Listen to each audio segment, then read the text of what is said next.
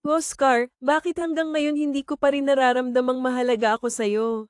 2 taon na tayong kasal, ngunit parang wala pa ring pagmamahal mula sa'yo. Malungkot na tanong ni Christina habang hinahaplos ang mukha ng kanyang asawa. Naalala ko pa noong 22 lamang ako. Ngayon, mag-25 na ako. Habang masuyo niyang hinahaplos ang pisngi ni Oscar, tila wala ito sa sarili at bahagyang umungol. Ang iniisip niya, hindi si Christina, kundi ang kapatid nitong si Estela. Sa kanyang isipan, si Estela ang kayakap niya, ang humahaplos sa kanyang buhok. Nang muling magmulat ng mata si Oscar, mababakas pa rin sa kanyang mukha ang epekto ng kalasinggan. Madalas siyang magpakalunod sa alak, hindi matanggap na ang babaeng kanyang pinakasalan ay hindi umaabot sa kanyang inaasahan. Sa kabila nito, ang kagandahan ni Estela ang madalas niyang naiisip. "You satisfy me," malamig na sambit ni Oscar habang tumayo ito mula sa kama. Hinayla niya si Christina upang tumayo rin, ngunit nagpumiglas ito, alamang susunod na mangyayari. "Oscar, huwag naman," pakiusap ni Christina habang umiwas ng tingin. Sa galit ni Oscar, sinikmuraan niya ang kanyang asawa. Napahandusay si Christina, ramdam ang matinding sakit. Habang tumutulo ang kanyang luha, walang pag-aatubili siyang pinatalikod ni Oscar. "Sa susunod, sumunod ka na lang para hindi ka masaktan," malamig na sabi ni Oscar.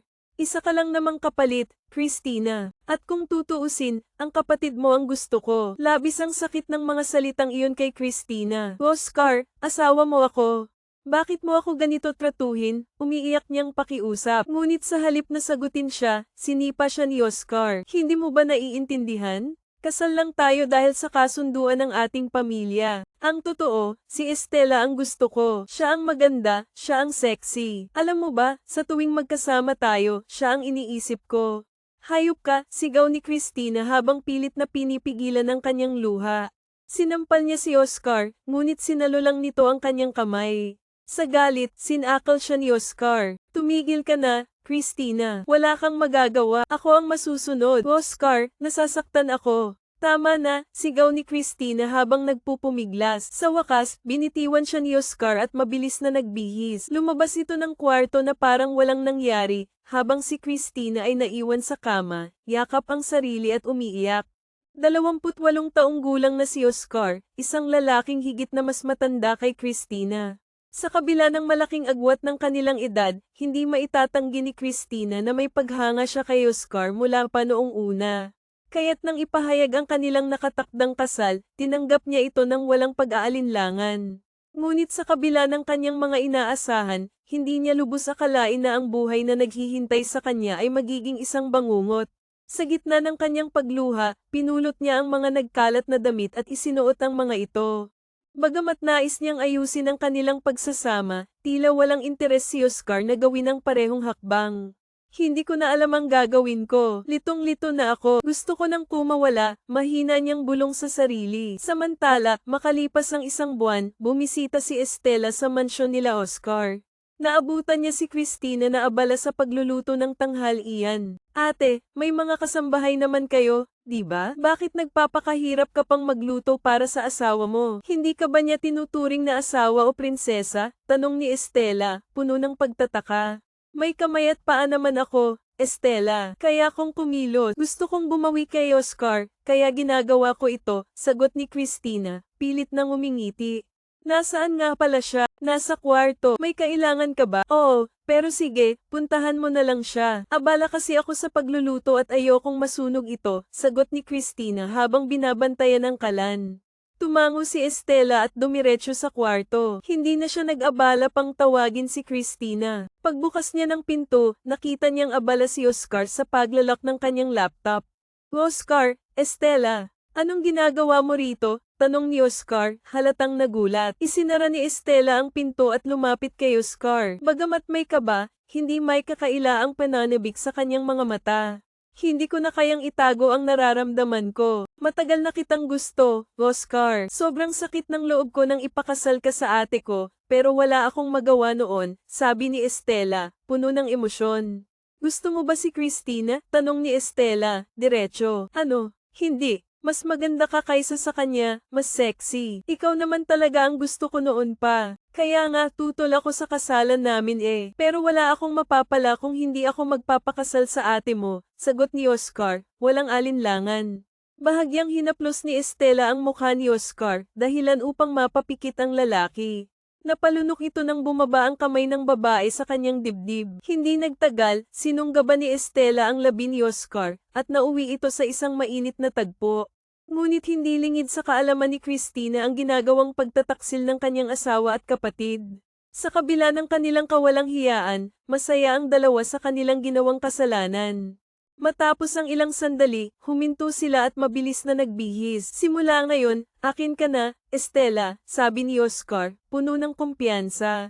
Oo, Oscar, hiwalayan mo na ang ate ko. Ako nang bahala sa mga magulang natin, sagot ni Estela. Oo, hahanap ako ng tamang tiyempo, sagot ni Oscar, tila ba may balak na sa kanyang isipan.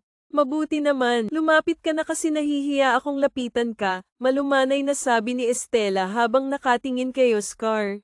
Hindi ko na kayang itago, halik ka na bago pa makahalata ang magaling kong kapatid, dagdag pa niya, may halong kaba ngunit may matamis na ngiti.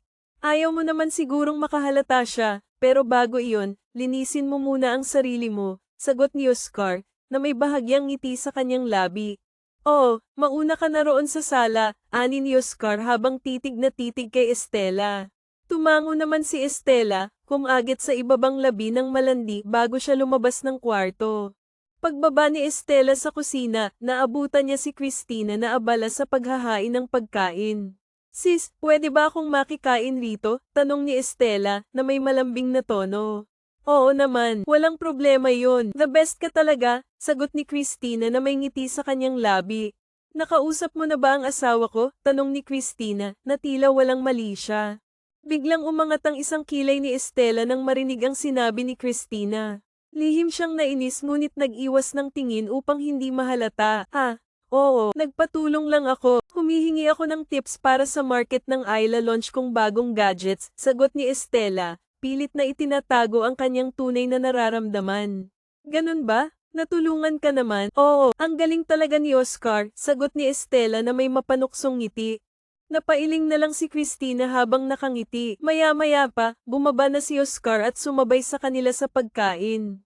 Kapag hindi nakatingin si Christina, pasimpleng naglalandi ang dalawa. Bahagya pang inaabot ni Estela ang hita ni Oscar, dahilan upang mag-init ang lalaki. Tuwang-tuwa naman si Estela sa nakikita niyang reaksyon nito. Tapos na akong kumain. Aakyat muna ako sa taas ha. Maliligo ako bago magpunta sa kafe, palam ni Christina habang nag-aayos ng gamit. Sige lang. Sila manang na ang bahala sa pagliligpit, sagot ni Oscar, na may kakaibang tono. Christina, ingat ka, dagdag pa ni Oscar, na tila may halong emosyon. Salamat, sagot ni Christina, ngunit nagtaka siya dahil kakaiba ang pananalita ni Oscar. Napaisip siya kung bakit siya ang pinili nito, ngunit binaliwala niya ang kanyang hinala. Hinayaan niyang magkasama ang dalawa, dahil ang alam niya, walang gusto si Estela sa asawa niya. Naligo si Christina at pumasok sa kwarto. Makalipas lamang ang ilang minuto, natapos na siya at mabilis na nagbihis. Dumiretso siya sa baba para magpaalam kay Oscar, pero wala na ito. Nagtungo na lang ang babae sa kafe at nagtrabaho. Pagmamay-ari iyon ni Christina. Samantala, nagpunta naman ng hotel si Oscar at Estela para doon maglandian. Doon nagsimula ang pagtataksil nilang dalawa kay Christina. Hanggang sa dumating ang araw na nahuli ito mismo ni Christina sa loob ng kwarto nila. Mga walang hiya kayo, akala niyo siguro hindi ko malalaman ang katotohanan, galit na sigaw ni Christina habang pumasok siya sa kwarto. Christina, anong ginagawa mo rito? Hindi ba't sa susunod na linggo ka pa uuwi mula sa business meeting mo sa India? Tanong ni Oscar, halatang nagulat. Ang kapal ng mukha mo, Oscar. Ate Estela, wala ka bang kahihiyan? Asawa ng kapatid mo, nilalandi mo pa? Napakababoy ninyo, patuloy na sigaw ni Christina, puno ng hinanakit. Hindi nagdalawang isip si Christina at hinampes si Oscar gamit ang hawak niyang bag. Pilit namang umiwas si Oscar, ngunit hindi niya naiwasan ang ilang hampas. Samantala, si Estela ay nasugatan sa mukha at braso, dahilan upang magalit ito. Ano, masarap bang maagawan, Christina? Ha, dapat lang yan sa'yo. Akin naman dapat si Oscar. Inagaw mo lang pati ang kumpanya. Dapat ako ang namamahala, sigaw ni Estela. Hindi na napigil ang ilabas ang galit. Bakit? Wala akong inagaw. Ako ang legal na anak kaya sa akin ibinigay ang kumpanya. Isa pa, sila daddy ang nagtakda ng kasal namin, hindi ako, sagot ni Christina. Pilit na pinapaliwanag ang kanyang panig. Ang pangit-pangit mo pero sa'yo napunta lahat. Napaka-unfair nun, Christina, bulyo ni Estela. Halatang naiinggit. Tigilan mo ako, Estela. Ang punto rito, nagtataksil kayo kahit alam mong asawa ko siya at kasal kami, galit na sagot ni Christina. Sabay turo kay Oscar na tahimik na nagsusuot ng damit. Nakita pa ni Christina na tinulungan ni Oscar si Estela na isuot ang robe nito. Lalong nadurog ang puso ni Christina sa kanyang nakita. Ang kapal talaga ng mga mukha ninyo. Sisiguraduhin kong mabubulok kayo sa kulungan, mariing sabi ni Christina, puno ng determinasyon. Christina, nababaliw ka na ba? Sagot ni Oscar, halatang naiinis. Bakit, Oscar? Sa tingin mo ba hindi ka nababaliw? Ako pa talagang sinasabihan mo niyan? Baka ikaw, sinong matinong lalaki ang papatol sa kapatid ng asawa niya? Ha? Sagot ni Christina, puno ng galit.